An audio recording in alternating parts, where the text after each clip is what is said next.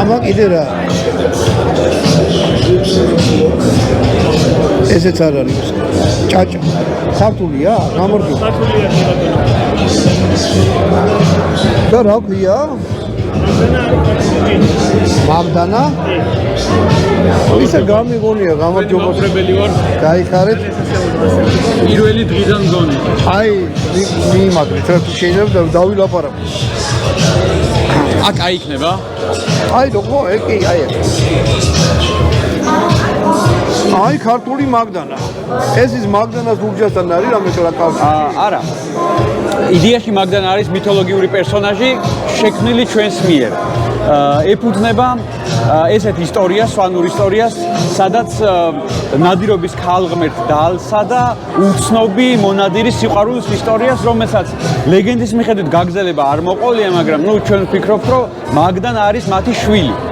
და ეს რქები ზუსტად წარმოადგენს მის ორ სახოვნებას, როგორც შვილი ადამიანის და ნადირობის ქალღმერთის, ასევე პარალელია ოქროს საწმისთან და ასე შემდეგ. ჯინი. ანუ რითი არის ხა ეს გამოხდა? რა არის გამოხდა? ზოგადად ჯინის წარმოებაში გამოიყენება საბაზისო ალკოჰოლი, სპირტი და აუცილებლად გამოსაყენებელი მცენარეული ინგრედიენტები. ეს არის ღვია, ფესვები, სხვადასხვა ანგელოზას ფესვები, მაგალითად ქინძი, ციტრუსი და ამის შემდეგ შეზღუდული არ ხარ. როგორც შენი გემოვნება და ფანტაზია გაგიშვებს, შეგიძლია ისეთი რეცეპტი გამოიგონო, ასე ვთქვათ. ჩვენ შემთხვევაში აქ ორიჯინია წარმოდგენილი ერთი მაგდანა, მეორე გოლდსმიტი, ამათ სხვადასხვა მისია და ფუნქცია აქვს. და ორივე შემთხვევაში განსაკუთრებული არის ის, რომ ჩვენ ვიყავით პირველები, ვინც ქართულ ღვიაზე დაამზადა ჯინი.